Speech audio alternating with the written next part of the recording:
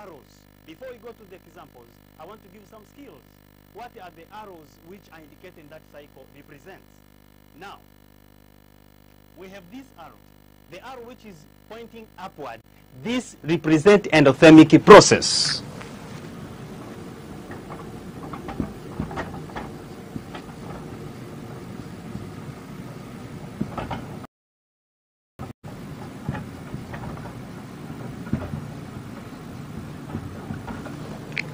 So the arrow which is pointing outward represents the endothermic process. And the one which is pointing downward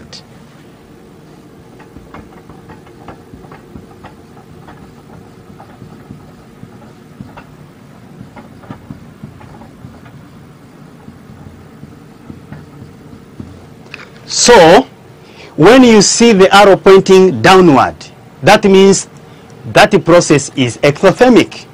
And when the arrow is pointing upward, that means that process is endothermic. My dear student, I'm sure that you know. Now, to remind you, when you talk about exothermic process, this is the process which involves the release of heat or energy to the surrounding. When you talk about endothermic process, this is the process which involves absorption of heat from the surrounding. So these two processes are very important when you want to draw the Born-Haber cycle. Now from there are different ways of constructing the Born-Haber cycle. But today I'm going to present one of the simplest ways on how to draw the Born-Haber cycle. Now let's see the examples. We have the first example. There are different ways of asking these questions using the Born-Haber cycle. And this is one of the ways when the questions about this particular part might come. The first one, the first example, draw the Born-Haber cycle for aluminium oxide. That is the question. It is one of the ways of asking these questions. Now, my dear students, the question says, draw the Born-Haber cycle for aluminium oxide. What are you required to do? Or what are you going to do with that question? The first thing, before you think to draw the Born-Haber cycle, you have to know how to write the chemical formula. The chemical formula, this is a very simple one because you have studied in ordinary level, in Form 2, in the topic of chemical formula, bonding and nomenclature. So I'm sure that that is not a problem. Is it true, my dear students? Yes. Now, if you are going to fail to draw the to write the chemical formula of the given compound, it will be very difficult for you to solve the problem given or to draw the Born-Haber cycle. So it is very important to use the symbols and the formula to write the correct chemical formula of that compound. So the compound given there is aluminium oxide.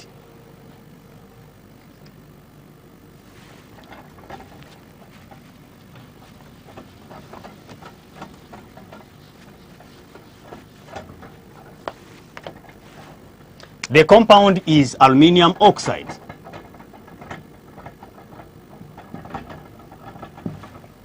What is the chemical formula of aluminium oxide? It is made up of two elements, aluminium and oxygen. The formula is this one. That is the formula.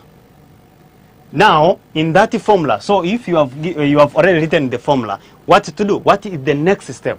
Now you started drawing the Born-Haber cycle. Now, let's be together on how to draw the Born-Haber cycle in a simplest way. So what you have to do, you have to write that compound, aluminium oxide, at the bottom here. This is ionic solid. Then you underline, you put the line here. This is the compound. This compound is formed from two elements, as you can see. How many elements? I mean, there are two elements. What are those elements, my dear students? You can see there is aluminium element and there is oxygen element. Sorry, my dear students.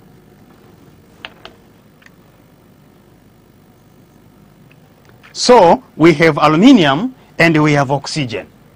But when we talk about enthalpy formation, the formation of a compound, That means the elements which make that compound should be in the pure standard state. The pure standard state of aluminium is solid because it is a metal. The pure standard state of oxygen is a gas, a diatomic molecule, because it is a non-metal. So you write these elements at the top of this one.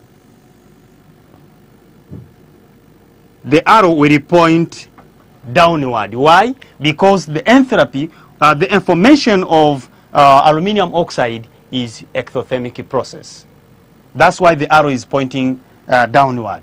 So we write the elements which make this compound here. This is aluminium. You write solid here,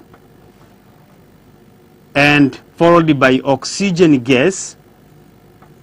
Oxygen gas. Those are the two elements.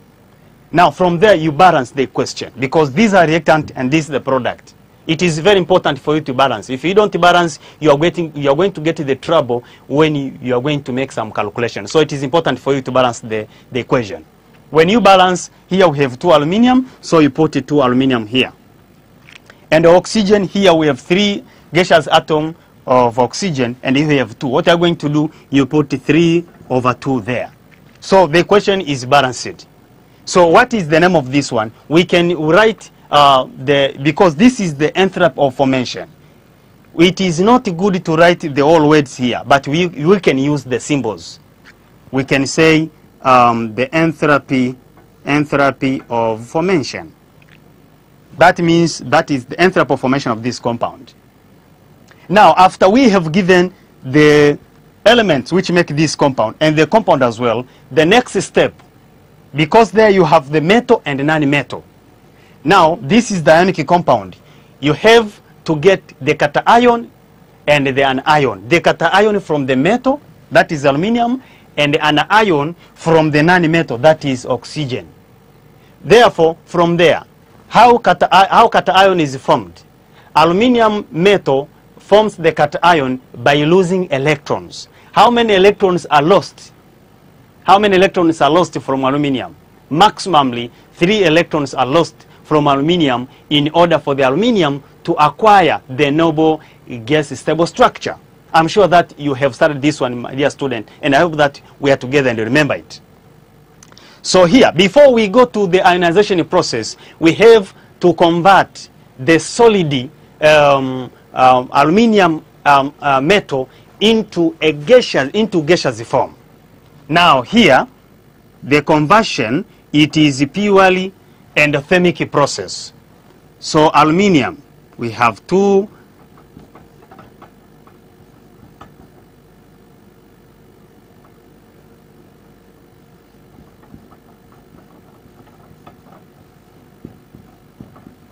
So that is the conversion. Aluminium solid is converted into aluminium gas. That process, what is the name of that process? Hope, my dear students, we are together. What is the name of that process? That is sublimation. So this is sublimation. Enthalpy, sublimation. We write in short there. It will not be proper to write the all words there. So we write in summary. Now, this is aluminium. 2 moles of aluminium gaseous atom.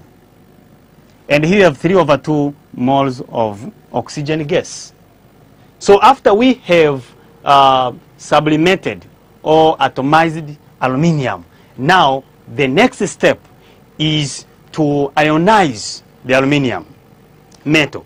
Now, because I said that aluminium will lose 3 electrons, losing 3 electrons is a stepwise process. 3 electrons can't lost at once. No. One after another. So we have the first ionization energy. That means the first electron is removed from a gaseous aluminium atom.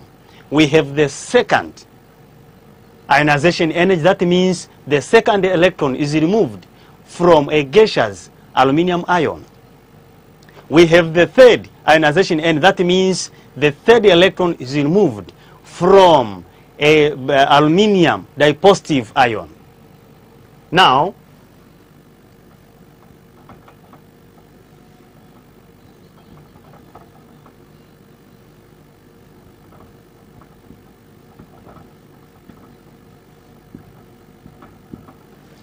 this is the first first ionization energy in summary. But remember, remember that we have balanced it. For example, if you sublimate 2 aluminium solids will be submitted into 2 moles of gaseous aluminium. So here you have to multiply it by 2 because there are 2 moles of aluminium. Also, when you are ionizing, also you multiply by 2. You multiply by 2. It is important. Some of the students, they are ignoring that or they forget. So if you forget, if you will be asked to find one of the enthalpy in the steps involved in formation of aluminium oxide, you're going to get wrong. It is important for you to multiply this one because the number of moles which are indicated there, they're very important to be involved. Now from there we go to that is the first one.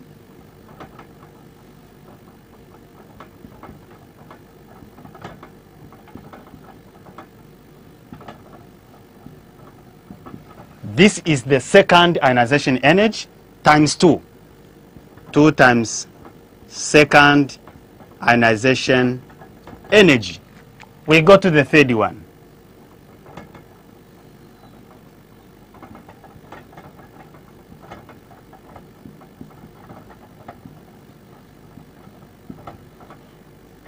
This is the third ionization energy times 2. And the arrow is pointing outward for the all ionization energies. Why? Because removing electron from the gaseous atom or gaseous ion is purely endothermic process. That means energy is used to remove an electron. It is not easy. Remember, each atom has got the nuclear attractive force, which is at the center of an atom. So nuclear attractive force is holding the electron towards it. So removing an electron needs energy to take the electron from the shell of each atom. So that's why the 3 ionization process are purely endothermic process. So we have formed the cation already, aluminium 3. So what next? We have completed with the cation. Now we go to form an ion. In order to form an ion, here we have oxygen gas. It is a molecule. A molecule is unreactive. So we have to convert the unreactive form of that molecule into the active form. That is an atom. An atom is the active part of an element. So we convert that one. So the conversion of a molecule into gaseous atom, that is atomization. So we atomize oxygen gas.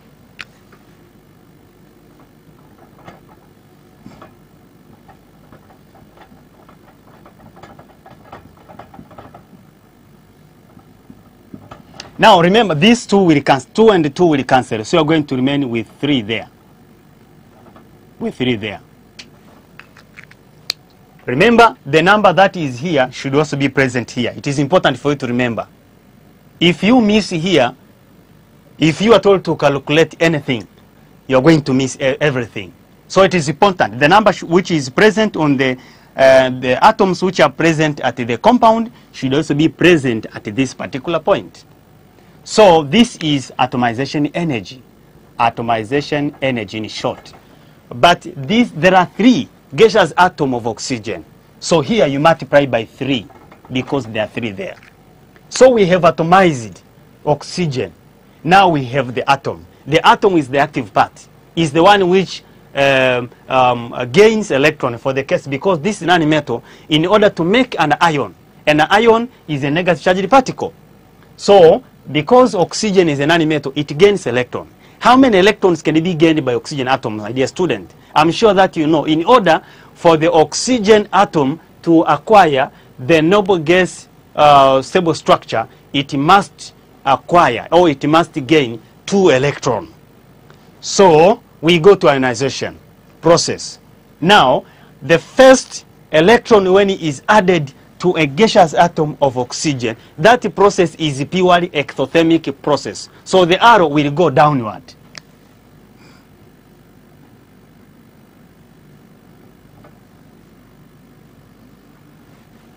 Here you have aluminium.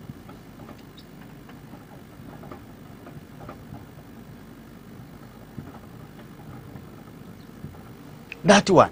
So this is electron affinity. That is electron affinity. Now, from there, because there are 3 atoms of oxygen, you multiply by 3. You multiply by 3. So that is the first electron affinity. It is always exothermic process. Now, from there, we have completed that one. It is not yet, because oxygen receives maximum 2 electrons in order to form a stable ionic structure. Now, from there, the gaining of the second electron or second electron affinity is always endothermic process. So the arrow will point upward. The arrow will point upward this way. So from there, you write here you have aluminium, 3 ion, 2, this is the gas, plus 3 oxygen.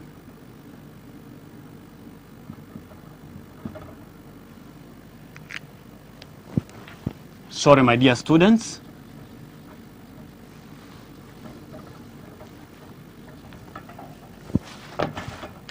Here you have 3 oxygen, 3 oxide ion. Sorry. So this is an ion. Now from there we have already the cation and an ion. And this is the second electron affinity. You multiply by 3 because there are 3. Sorry to write this one. First electron affinity. Now, from there, because we have obtained the cations, these will combine to form this ionic compound. So when these ions, cation and an ion, combine together to form this ionic solid compound, the energy which is released is called lattice energy. And it is purely exothermic process. So this is the Born-Haber cycle for the formation of aluminium oxide. So it is very, very important for you to draw this one. Now from here, you can formulate an question or the formula to find whatever will be asked. Because I told you at the beginning that Born-Haber cycle is the application of the Hess law. How are you going to apply the Hess law, my dear students? How can we apply the Hess law from this Born-Haber cycle? When you want to get the enthalpy of formation, for example, of aluminium oxide, what are you going to do? It is simple. I'm sure that even yourself, the right where you can be able to tell. When you want to get the enthalpy of formation of this compound, we just sum the enthalpy of formation of all the steps involved in this particular process of forming aluminium oxide. So this is a very simple way of drawing the Born-Haber cycle. It is very important for you to remember multiplying the number of moles for each particular step because they will be used in the calculation. Are we together, my dear students? So that is one of the ways the questions might come. So you can meet with this question even in your national examination. So it is important. From there, we can go to the second example.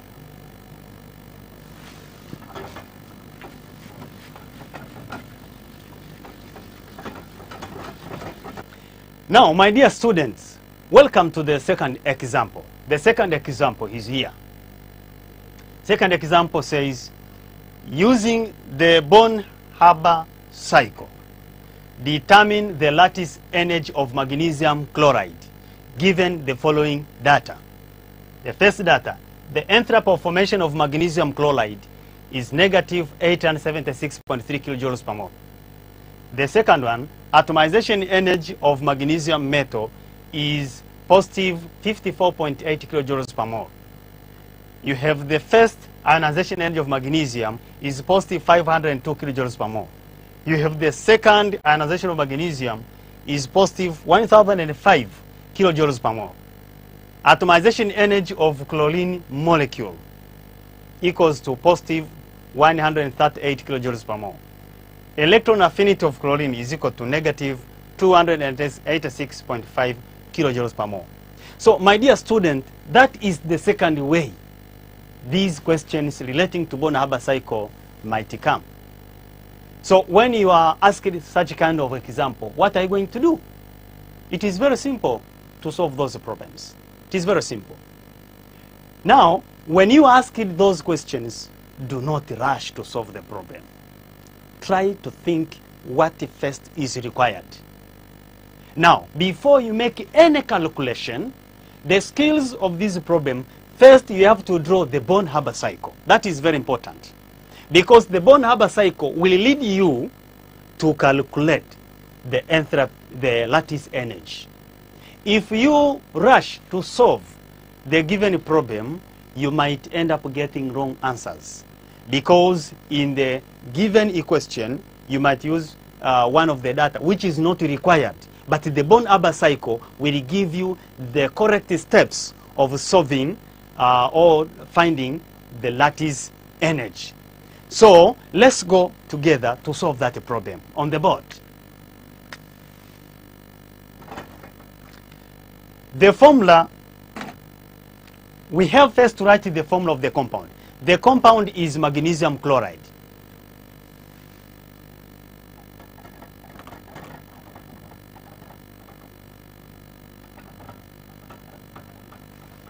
How do you write the formula of magnesium chloride, my dear students? I'm sure that there you are. You have written it. Now, let's write together here. This is magnesium chloride. This is magnesium chloride. This is ionic solid. Now, my dear students, after you have written the correct formula of magnesium chloride, as the question requires, now you go to draw the Born-Haber cycle. When you draw the Born-Haber cycle, in the simplest, you write here at the bottom, that forms magnesium chloride. This is ionic solid. You draw the line at the bottom here. When you do that one, you have to identify the elements that have been used to make that compound. And when you look at this compound, there are two elements there. We have magnesium and we have chlorine. Now from there, at the top of it, because the enthalpy of formation of this compound is exothermic, that's why the arrow is pointing downward. So at the top of this one, you write the symbol for each element that has been used to make this compound. But the symbols of these elements should be in their pure standard states, as I said. So magnesium solid, because it is a metal, plus chlorine. The standard, the pure standard state of this element is a gas, the atomic molecule. So this is the gas. From there you balance. You have to balance the equation, because this is the product and this is the reactant. Magnesium is 1, magnesium is 1. So there is no problem with magnesium. Two atoms of chlorine. It is also balanced. So we write in summary here, this is the enthalpy of formation of magnesium chloride. After we have written the elements which make that compound, what follows? That means you have to get the cation and the anion from the given elements. Now each one has got the process. For example, when you want to get the cation, magnesium from the cation, but first you have to convert it from solid state into gaseous state for it to lose electron easily. So the conversion of solid into gaseous, that is sublimation. We start with magnesium. This is magnesium.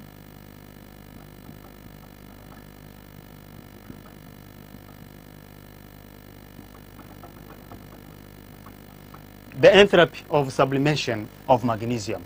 So conversion of solid magnesium into gaseous magnesium atom.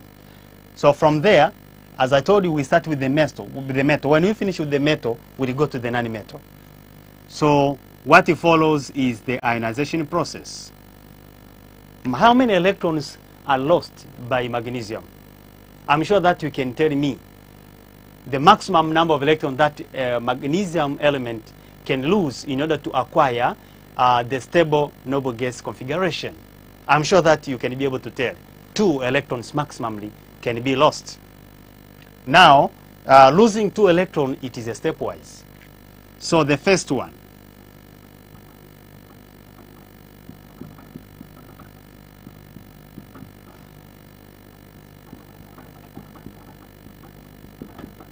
This is the first ionization energy. That means one electron is lost from 1 mole of a gaseous atom of magnesium. From there, the second electron is also lost.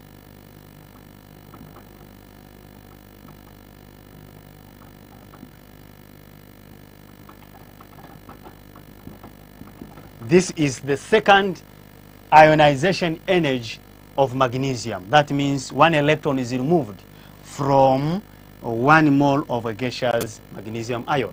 So we have completed with magnesium, and we have already the cation, which is magnesium ion. Now we go to the chlorine. Chlorine there is a molecule. A molecule is the unreactive. So we can't just, because a nanometal gains electron, it can't just gain electron in the molecule form. No, it has to be converted into the active part of it, the active form of it, which is an atom. So conversion of chlorine molecule into a gaseous atom, that is atomization.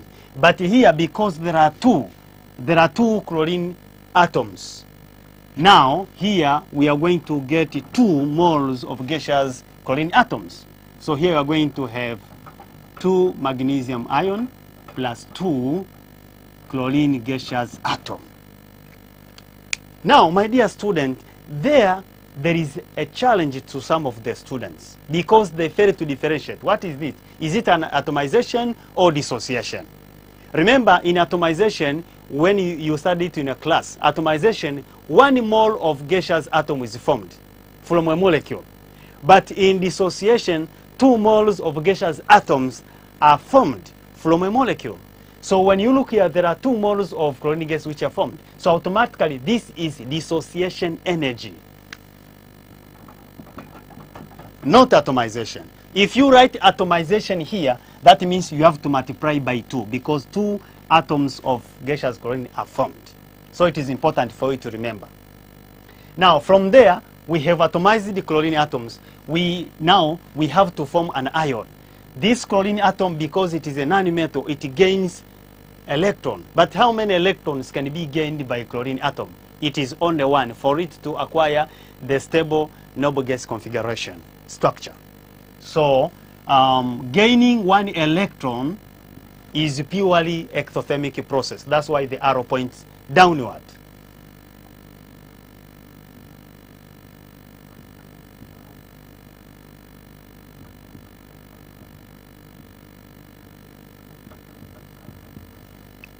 Now, this process of gaining electron is electron affinity. Electron affinity. Energy released when 1 mole of a gas gains an electron. Now, here remember, there are 2 moles of chloride ions, not 1. If you forget to multiply with this number here, you're going to get wrong results. So you multiply by 2. It is important for you to know that one. Now, my dear student, here we have already obtained the cation and the anion. These 2 will combine to form the solid magnesium chloride. So this one will combine to form magnesium chloride, and this is lattice energy. Lattice energy. So lattice energy is the energy released when 1 mole of any compound is formed from its ion. So this is the Born-Haber cycle. This Born-Haber cycle will guide us in order to solve the required problem. Remember, here we are required to determine the lattice energy of magnesium chloride. So, my dear students, from this Born-Haber cycle, we can formulate the formula here. Application of the Hess law. Enthalpy of formation of magnesium chloride is the summation of all enthalpy changes of all the steps involved in forming ionic magnesium chloride solid. So here we formulate the formula here, that enthalpy of formation will be equals to, we sum this one. We have enthalpy of sublimation plus, we got the second one, first ionization energy. We go to the second one, second ionization energy, second ionization energy. We go to the third one, dissociation energy. dissociation energy.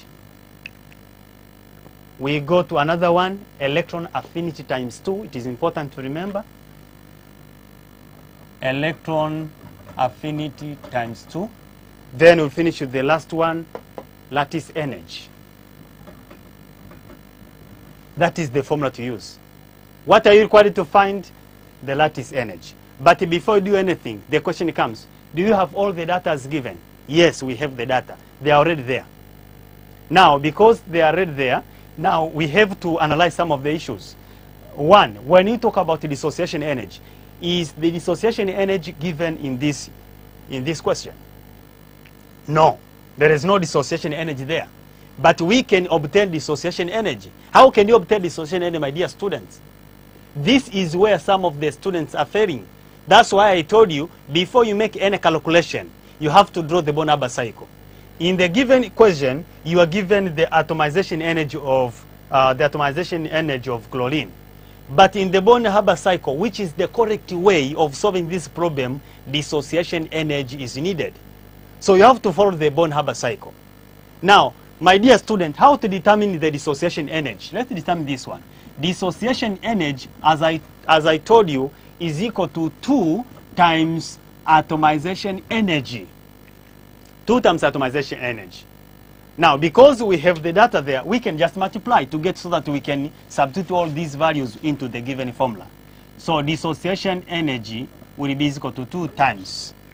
The given value for atomization energy of chlorine molecule is this one, positive 138 kilojoules per mole. So you multiply by 138 kilojoules per mole. My dear student, you just use your calculator. I'm sure that you have the calculator. Hope you're following this program. Now, when you take your calculator, you take 2 times 138, you're going to get 276. So dissociation energy will be equal to 276 kilojoules per mole. That is number one. Another thing that we're given, electron affinity. Electron affinity given is only for 1 mole. But here, there are 2 moles. That's why I told you it is important for you to multiply. So we just also analyze that one in order to simplify our calculation.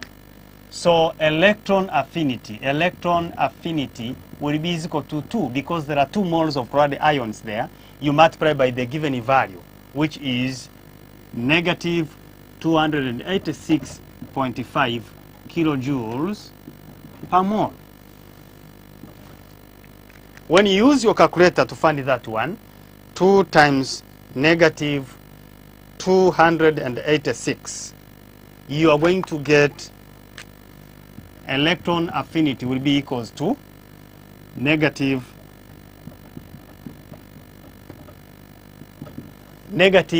572 kilojoules per mole. So that is a simple way to analyze the data given. From there now, because we are looking for lattice energy, you can make it the subject. You can make it the subject. How do you make it the subject? That means the enthalpy of formation you minus with the summation of all these in the from the right-hand sides.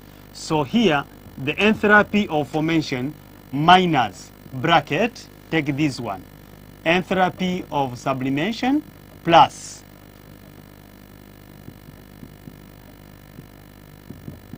first ionization energy as given here plus second ionization energy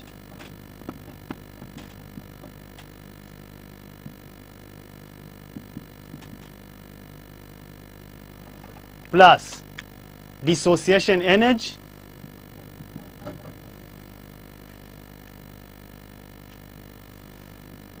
plus electron affinity, this one equals to lattice energy. Now, because you have the data here, my dear students, you have the data here. The enthalpy of formation is negative 876.3 minus in bracket. Sublimation energy, you are given there positive 54.8 kilojoules per mole. First ionization energy 502 plus second ionization energy 1005 kilojoules per mole plus dissociation energy you have already calculated here, it is 276 plus electron affinity you have already also calculated here is negative 572 kilojoules per mole is equal to lattice energy. So my dear student, you can use it is very simple calculation. You can use the calculator. First you have to deal with the bracket there. Let's sum together.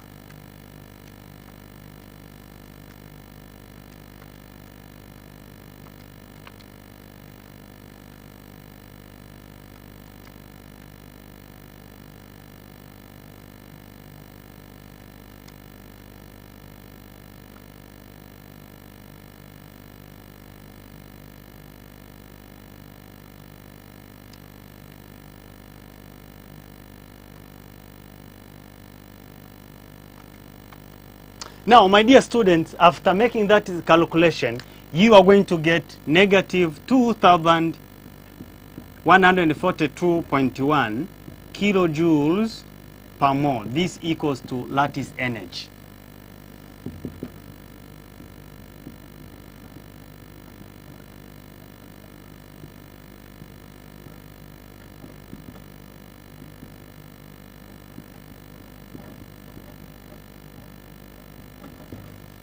So the lattice energy of magnesium chloride equals to 2,142.1 kilojoules per mole. So that is a very simple calculation that you can make. It is important for you to remember the techniques which are used here, multiplying this one and also determination of this one.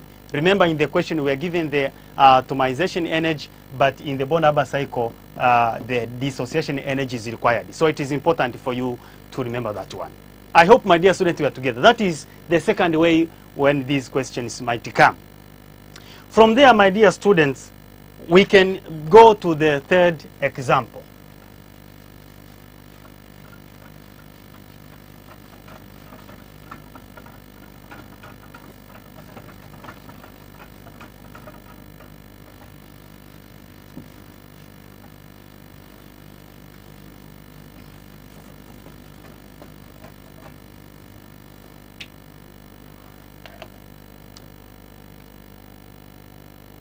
Now, my dear student, we have the third example there. The third example says, why the second electron affinity is endothermic? That is the process, that is the question. My dear student, that is also another way when this question might come. If you are given that question, what are you going to solve it? How are you going to answer that question? It is a very simple one. It doesn't need a calculation. It's just the explanation. My dear students, as I told you, that the second electron affinity is endothermic, and even in the Born-Haber cycle we drew the arrows were pointing upward in the two Born-Haber cycle that we drew in this lesson today. Now, I told you that it is endothermic process. Why is it endothermic process? Because the first added electron, which makes the first electron affinity, will create repulsion. Because remember, electron is negatively charged. So when it is added to the valence shell of an atom, it creates repulsion. So when the second electron is added, repulsion will be created because negative charge and negative will repel each other. Now what will happen there? Energy must be used to add the second electron. So it is endothermic process because energy is required to overcome the repulsion caused by the first added electron. That's why it is endothermic process. So that is a very simple. I'm sure that, my dear student, you can be able to answer that question. So it is very simple, that one. Now, my dear student, when you go to the to another example, we have another example here. My dear students, another example here is the lattice energy of calcium chloride is given negative 760 kilojoules per mole. And that of calcium chloride is negative 2,184 kilojoules per mole.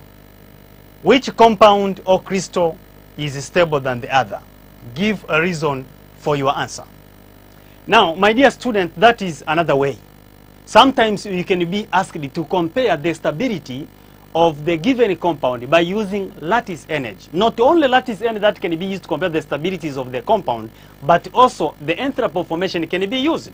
Now, because the question is asking about the stability of the compound using the lattice energy, let's deal with this one, and then I will give you a brief about the second part.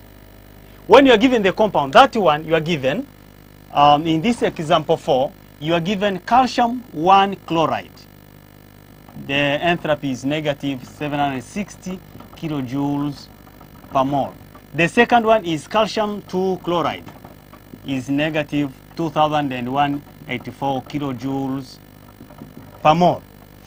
When you are given these questions, you have to compare the energies which are given out, because the process of forming this compound are purely ectothermic process, because their values are given in negative.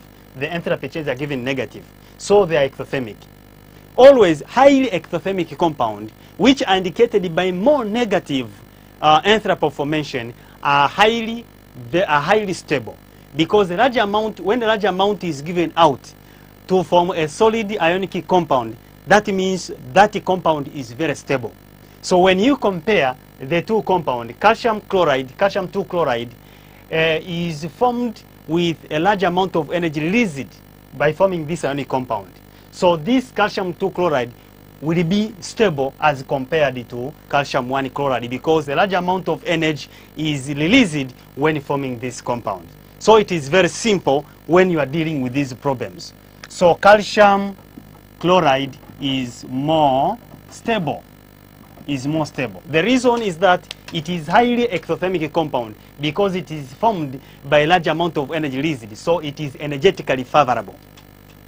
But also you can be asked when you are given the lattice energies, one is negative value and the other one is positive. That means we have ectothermic compound and endothermic compound. Which one is stable?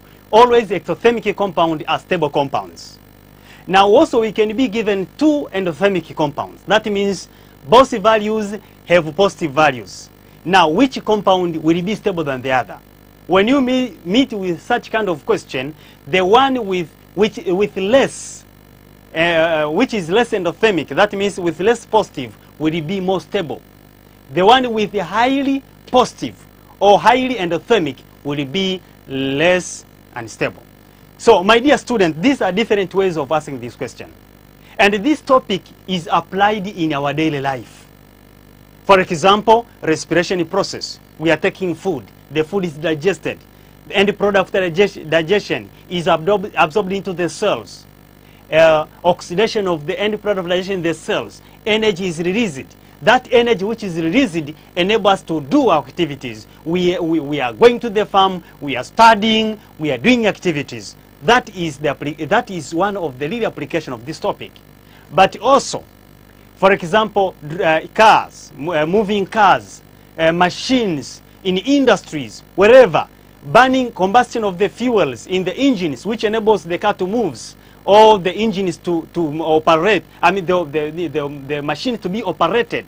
So the burning of combustion is another application of this important topic. But also, my dear student, even at home, you are cooking the food. Using what? You are using fuel. What fuel are you using at home? Charcoal. Burning of charcoal releases energy, heat energy. That heat energy you are using to cook the food. If you are using the gas as well, energy is given to the food. So this topic is applied in our daily life. It is very real applied in our daily life. Now, my dear student, today's discussion is very important for you. First, to memorize the terms that are used in energetics as you study in the introductory part. But also it is important, before you make any calculation relating to this particular part, it is important to draw the Born-Haber cycle. The Born-Haber cycle will guide you on how to draw that one. But also, my dear student, application of the Hess law is the summation. When you want to find the enthalpy formation of the compound, you sum all the enthalpy changes of all the steps that are used to make that ionic solid compound. So it is important for you to remember that one. Now, my dear students, I want to take this opportunity to thank you because I'm sure that today you will be confident to solve different problems relating to this particular part. So I would like to take this opportunity to thank you, because we are together. I'm sure that, and I hope that we are together. Thank you very much. Let me welcome to the next session, and the next lesson will be, we are going to look at another topic, that is organic chemistry, particularly on the properties of carbonyl compound. Thank you very much for this time. Have a good time.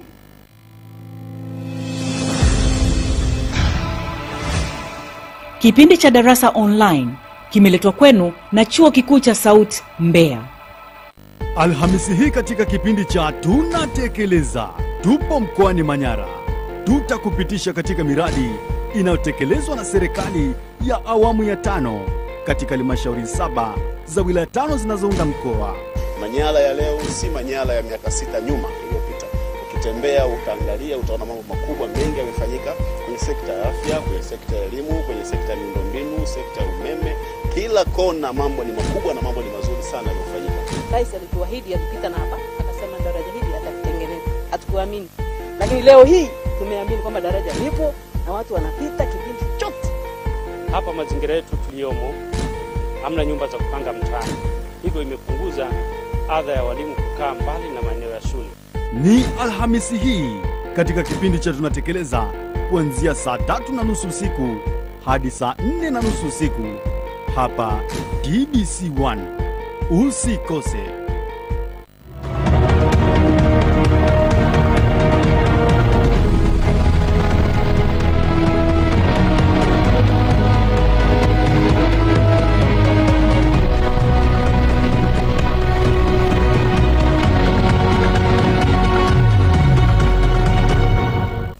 Asilimia 10 ya Watanzania inatajwa kuwa ni wenye ulemavu. Hizi ni takwimu rasmi za serikali. Kwa maana hiyo, yamkini kuna takribani watu wenye ulemavu milioni 5 hivi. Mwaka 2010 bunge lilipitisha sheria namba 9 ya mwaka 2010 na kuwatambua rasmi watu wenye ulemavu. Mimi ni Tumadandi.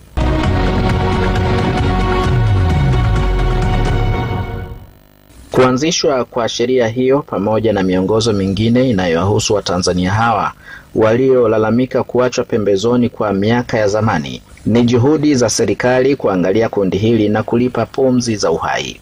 Leo hii tutaangazia juu ya miaka 10 tangu kupitishwa kwa sheria namba 9 ya mwaka 2010 kuhusu watu wenye ulemavu. Tunajaribu kuangalia kabla ya uwepo wa sheria hii, maisha ya watu wenye ulemavu yalikuwaje? Sheria zilizopita kuwahusu zilifanya kazi kusudiwa? Na je, sera ya taifa kuhusu ulemavu ilileta mabadiliko gani? Na vipi kuhusu mkataba wa kimataifa wa haki za watu wenye ulemavu? Pamoja nawe yupo katibu mkuu wa shirikisho la vyama vya watu wenye ulemavu Tanzania, Shivyawata, Jonas Lubago. Ili shirikisho ni kati ya wadau ambao walitafuta kwa nguvu nyingi kwa kushikana na wengine. Tulitafuta kwa nguvu nyingi kupatikana kwa sheria hii. Na kabla ya hapo tulikuwa tuna vitu vingine tu. Tulikuwa na sheria ile namba 2 ya mwaka 82 na sheria namba 3 ya mwaka 1983, zile ambazo ndio zilikuwa zinaongoza sasa huduma kwa watu wenye ulemavu.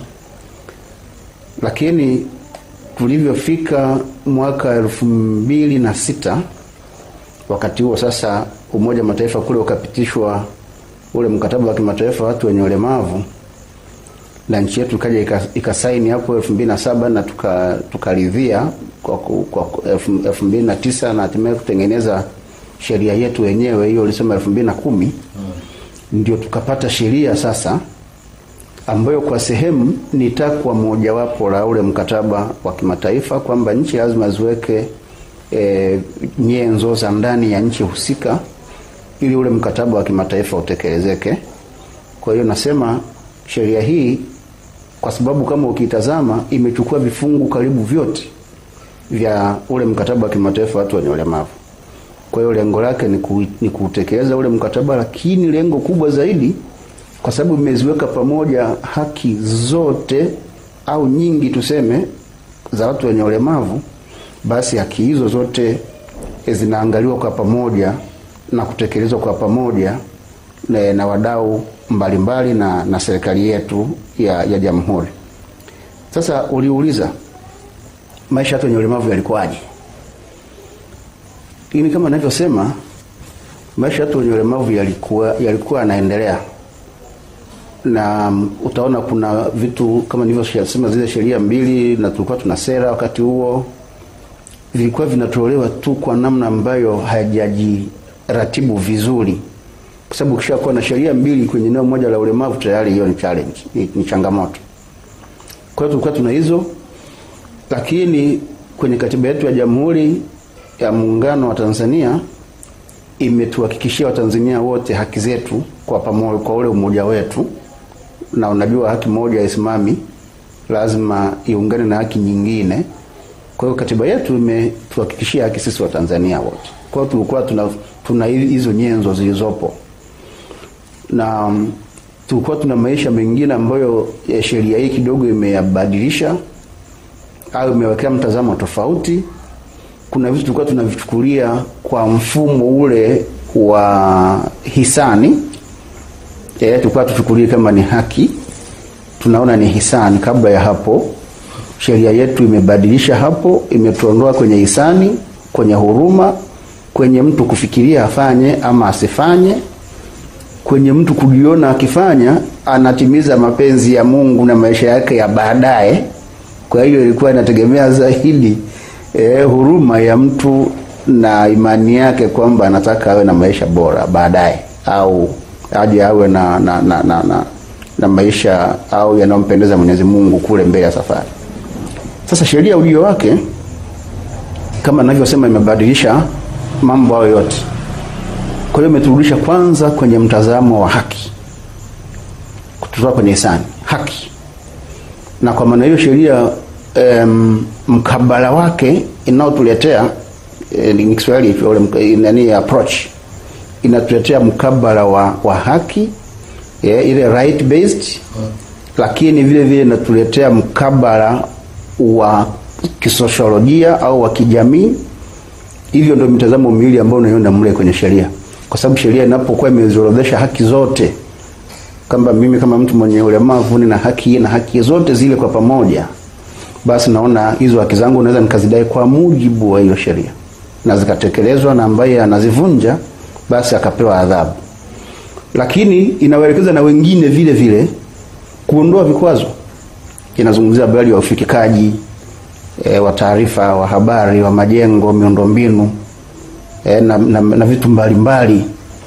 Kwa hiyo kisosiolojia hiyo inalenga kuondoa hivyo vikwazo, ili huyu mtu mwenye ulemavu sasa ashiriki moja kwa moja bila kufahamishwa na vikwazo vilivyopo au vinavyowekwa katika mazingira yanayomzunguka.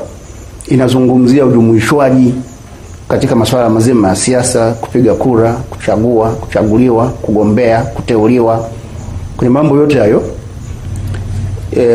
Na kwa sababu wanaotenda ni wengine, kwa kuwekea mazingira ushiriki kwenye siasa, upige kura katika mazingira ya asili kama wengine, ugombee, kusiwe na vikwazo. Wadau wengi wanafurahishwa na uwepo wa sheria hii. Gamari Limboya ni miongoni mwa wadau muhimu katika kupigania maisha ya watu wenye ulemavu. Kwanza kabisa tunafurahi sana kuona kwamba tangu sheria ya watu wenye ulemavu imetungwa mwaka 2010, sasa inatimiza miaka 10. Na tuna mengi ya kuzungumza katika hilo. Kwanza kabisa katika utetezi wa haki za watu wenye ulemavu, jambo la msingi na la muhimu sana ni kuhakikisha kabisa kwamba ile misingi muhimu ya kisheria na kitaratibu inatambulika katika serikali. Kwa hiyo mafanikio ya kwanza kabisa ambayo nayasema ni kwamba kuwepo tu kwa sheria ambayo inatambua baadhi ya mambo fulani ambayo yanaweza yakasaidia ustawi wa mtu mwenye ulemavu, hiyo ni hatua kubwa sana. Jambo la pili ninaweza nikazungumzia ni kwamba kumekuwa na uelewa wa haki za watu wenye ulemavu. Japokuwa si haki zote zimeweza kutekelezeka, lakini uelewa pia ni hatua kubwa sana. Kwa hiyo wazungu wanasema instrument. Tunayo instrument ambayo tuna uwezo wa kuitumia. Kwa mfano tunapoenda kudai haki, labda kuhusiana na masuala ya ajira, kuhusiana na masuala ya kuondoa unyanyapaa, kuhusiana na masuala ya ujumuishaji katika jamii, tunacho kitu ambacho tunaweza tukarejea kwamba sheria imesema 1, 2, 3. Mafanikio mengine ni kuhusiana na suala la ushiriki wa watu wenye ulemavu.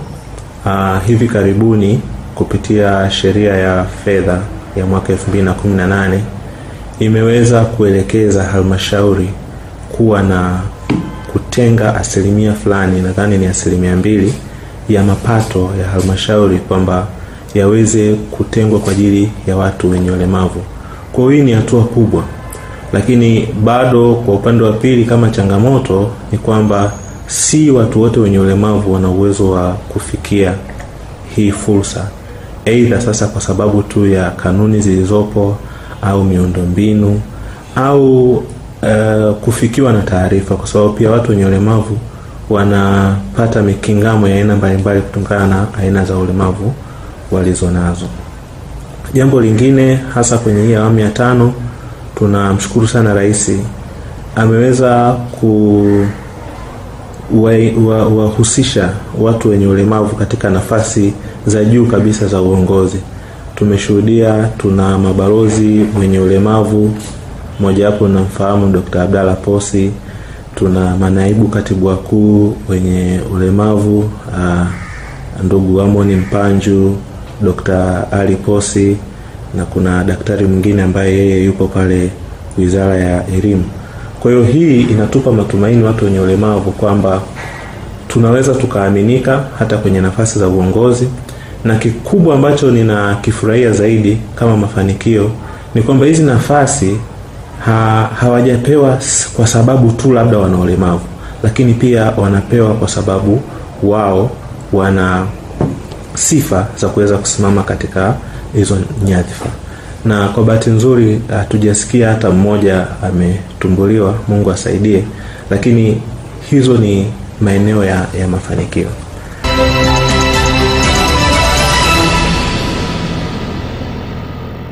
Watu wenye ulemavu baadhi yao wanaifahamu hii sheria, nafikiri kwa kiwango kidogo. Walio wengi hawajaijua, lakini sheria yenyewe kama ilivyo, matokeo ya moja kwa moja